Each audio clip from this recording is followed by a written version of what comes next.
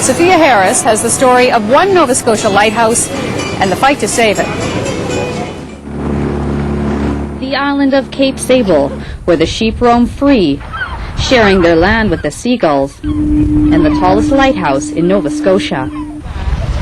These friends have been visiting the island since childhood. Just like going home, going over to the lighthouse. They come to get away and to return to their heritage. My grandfather helped build this lighthouse, and I don't know how old I would have been when the first time I came on here, but I remember there was a big steamer struck here. I was only 5 or 6 years old. Morton Nickerson got his first job shearing sheep on Cape Sable.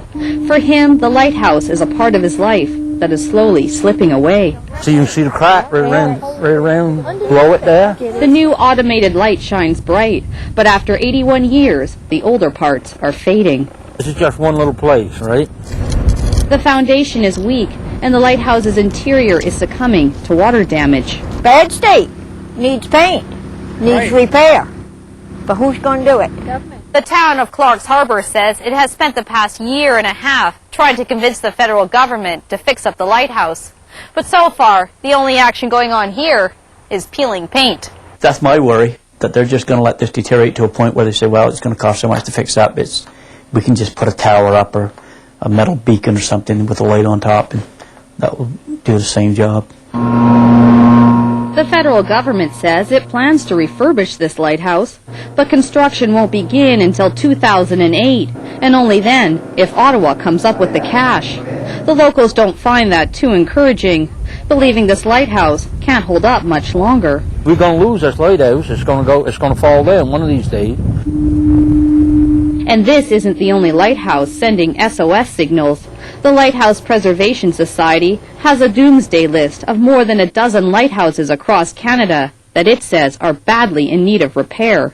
I mean, there's plenty of money for everything else. I mean, these lights, to me, should be taken care of.